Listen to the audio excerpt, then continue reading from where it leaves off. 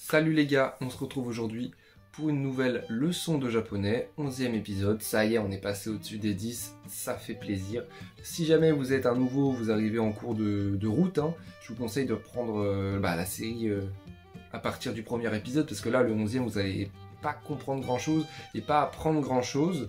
Là, le but, c'est que tout le monde puisse vraiment évoluer et puis apprendre à son rythme, donc prenez la première vidéo directement. Là, je pense que je vais commencer à le dire un peu plus souvent, ça, parce que je me rends compte qu'il y a des gens qui arrivent, au vu des stats des vidéos que je publie, beaucoup restent jusqu'au bout, mais il y en a plein qui regardent genre 1 minute et ils se cassent. Peut-être parce que du coup, c'est vraiment pas... c'est pas leur niveau, quoi. Ils sont pas assez avancés, donc je vous conseille d'aller directement au premier épisode, il y a une playlist dédiée. Bref, parenthèse faite, maintenant passons au vif du sujet. Aujourd'hui, on va voir deux choses. Déjà, on va commencer par parler des âges. Ça, on n'a pas encore vu. Donc là, en fait, déjà, comment ça va se passer la suite parce que là, on a vu beaucoup de notions, beaucoup. Il faudrait peut-être qu'on commence vraiment à parler, faire des dialogues, créer des situations. Parce que là, on a vu beaucoup d'éléments. Les hiragana, on a tout vu. Katakana, on va essayer d'accélérer un peu, on va faire comme pour les hiragana, on va faire plusieurs parcours, je pense 10, ça peut être bien, comme ça on finit vite ce truc là, et après on passe au kanji limite. Mais ouais, arrêtez de faire plein de notions, enfin je continuerai bien sûr, il y en a plein, mais essayez de parler quoi, voilà, de mettre en pratique ce qu'on a vu, essayez de lire des textes, ou alors répondre à des questions, ou juste qu'on parle quoi, parce que là on parle français en vrai. Bref.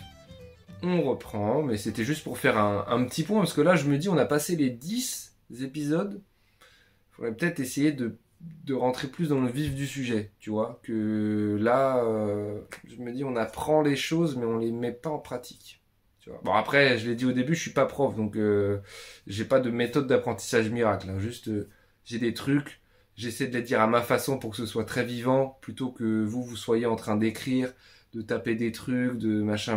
Là, vous avez juste à regarder, voilà, c'est tout. Donc, pour parler de l'âge de quelqu'un, voilà, pas de surprise, il faut qu'on utilise des chiffres, des nombres. Ça, c'est normal. Ça tombe bien, on sait les dire. Mais il faut rajouter sai. Donc, sai, ça veut dire an.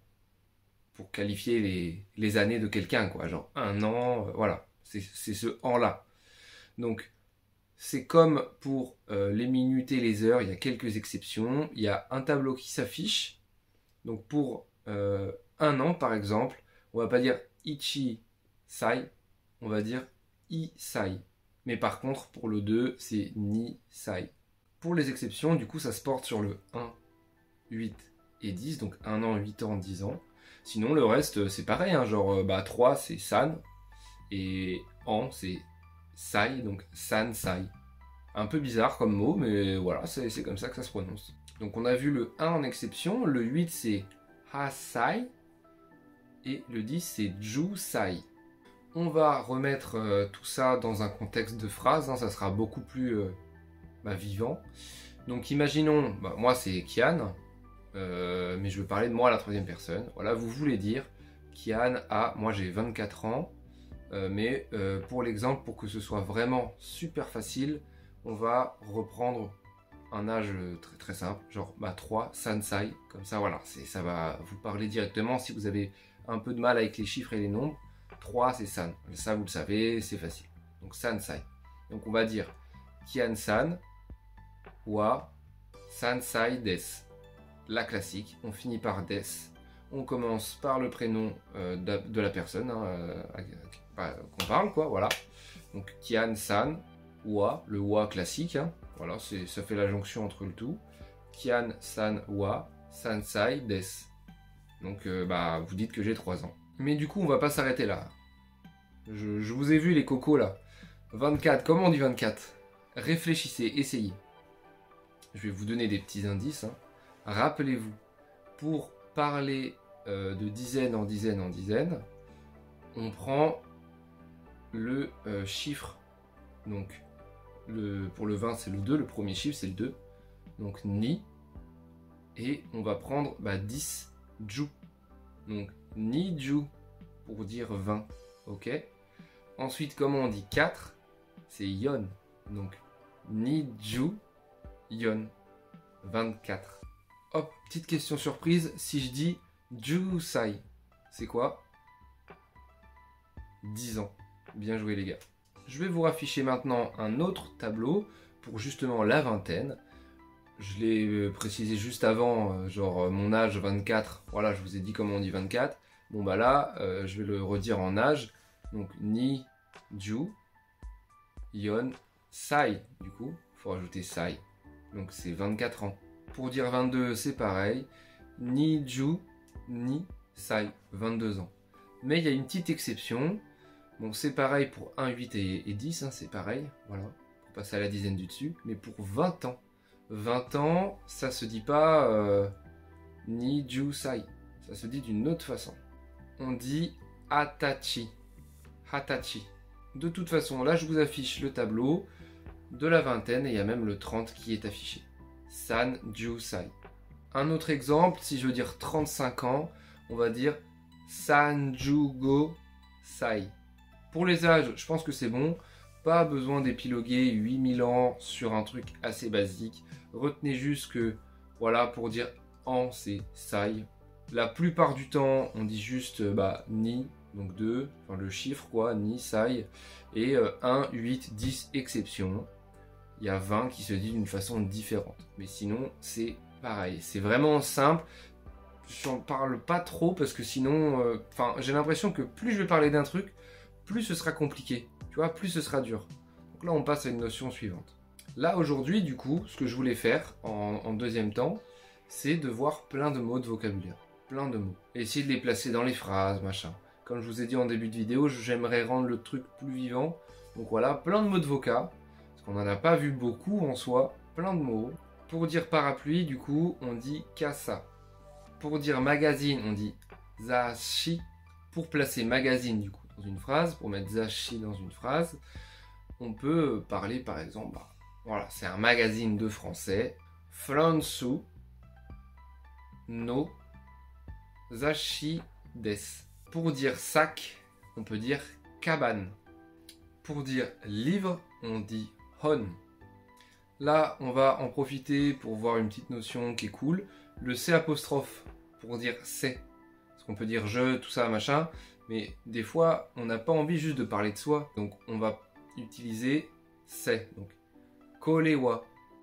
Donc, kolewa watashi no kaban desu. Sachant que du coup, le kolewa, c'est. Kolewa watashi no kaban desu. C'est mon sac. Si je dis kolewa fransu no zachin desu, qu'est-ce que ça veut dire? C'est un magazine français. Vous vous rappelez comment on dit horloge? Toke. Si je veux utiliser le kolewa pour parler en mode question, genre est-ce donc est-ce une horloge? C'est les mêmes règles que pour les questions classiques, on rajoute juste ka, donc deska. Donc kolewa, tokei, deska. Est-ce une horloge? Est-ce que c'est clair ou pas? Rappel aussi, je sais plus si je l'avais déjà dit dans les leçons précédentes, mais tokei du coup c'est horloge, hein, quand on parle d'une horloge, mais également ça veut dire montre quand on parle de sa montre. Là tout dépend du contexte de votre phrase bien sûr. Comme d'hab en japonais, des fois c'est dans le contexte quoi. Si je vous dis kolewa watashi no tokei desu. Et en disant cette phrase, je vous montre un petit peu mon poignet. Qu'est-ce que vous en pensez de cette phrase? Qu'est-ce qu'elle veut dire? Ça veut dire c'est ma montre. Bon, je sais pas si c'est trop fouillis ou pas, mais on a vu quelques petits mots de vocabulaire. On a pu dire quelques phrases, vous avez entendu des phrases. Pour moi, c'est le plus important. Là, vous êtes devant la vidéo, vous pratiquez, quoi. Vous entendez. C'est que du gain, de toute façon, que ce soit clair ou pas, c'est bien. Vous avez vu comment dire c'est, kolewa. Bah, c'est super, quoi. Vous avez vu quelques mots. Là, on va revoir encore d'autres mots. Donc, si je veux dire voiture, on dit kuruma.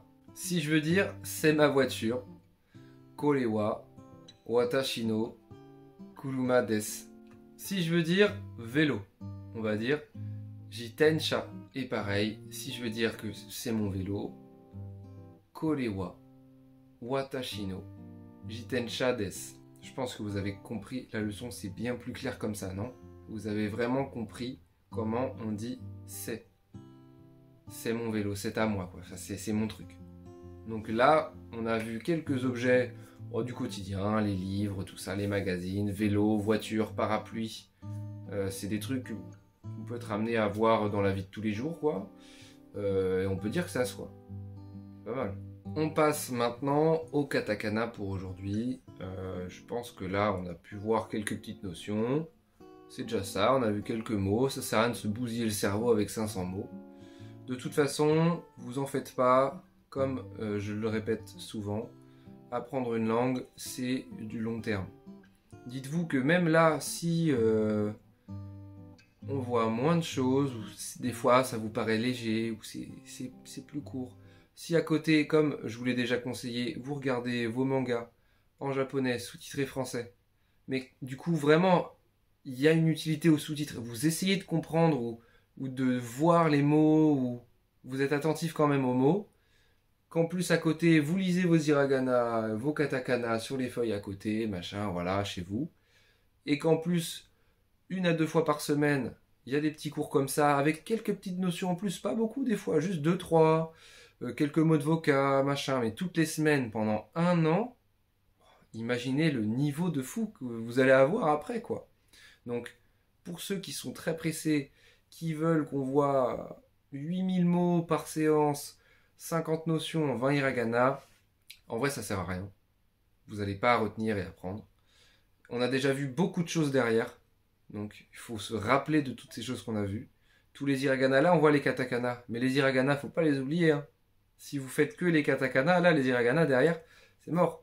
Vous allez vous déshabituer à les voir, à les lire, donc limite, moi je serais d'avis de faire une vidéo très condensée et rapide de 5 minutes tout le temps, et vous prenez 10 minutes pour revoir les trucs d'avant limite, tu vois. Donc je sais pas trop comment faire. Après quand même là, comme c'est des vidéos, vous pouvez les voir quand vous voulez, donc je continue le rythme habituel, et après à vous aussi d'adapter des séances ou comment vous voulez apprendre, quoi. On se remémore les katakana précédents, donc A, I, U, E, O, et Ka, Ki, Ku, Ke, Ko. Là, on passe, comme vous le savez sûrement, avec les hiragana qu'on a déjà vu par le passé, à la ligne des S. Donc j'ai une exception sur la ligne des S, vous le savez, c'est le shi. Donc on va dire sa, shi, su, se, so. On revoit ça tranquillement. Donc sa, shi, su, se, so. Sa, shi, su, se, so. 5 katakana de plus débloqués pour vous.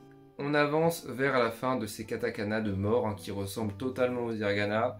Des fois on se dit mais putain, mais pourquoi il n'y a pas... Pourquoi c'est pas pareil en fait? Pourquoi on n'utilise pas les hiragana tout le temps? En fait ce serait bien plus simple. Moi je me dis ça aussi, hein. Pourquoi on n'utilise pas que les hiragana? Parce que les katakana, les mots d'origine étrangère, en vrai ça sert pas tant que ça, mais en même temps il y en a quand même. Donc on est obligé de les savoir si on veut vraiment réussir à lire un texte comme il faut. C'est chiant, quoi. Bref, je vous embrasse fort les gars, j'espère que ça vous aura plu. Prenez le temps de vraiment réviser. Je me dis que la prochaine fois, vite fait, on verra comment voir ceci, cela, tous ces petits mots-là. Et on verra peut-être plus de katakana. En vrai, hein. Comme ça, ça vous fera pas des notions en plus à voir. On se dépêche entre guillemets, mais on se concentre sur les katakana. Comme ça, dans quelques jours, quelques semaines, on aura tous les hiragana, tous les katakana, et on va se concentrer sur de la lecture, sur une vidéo peut-être. On va faire que lire, ensemble, tranquille, voir ce qu'on vaut, si vraiment notre apprentissage a fonctionné. Et une autre séance où on va vraiment parler, mais juste parler, quoi. Soit on lit des textes, ça nous sert de support pour parler. soit juste on parle. On parle de, je sais pas, on va inventer un personnage et on va parler de lui. Ça peut être bien. Bon allez, je vous laisse tranquille. Bonne semaine à vous. Bisous les gars.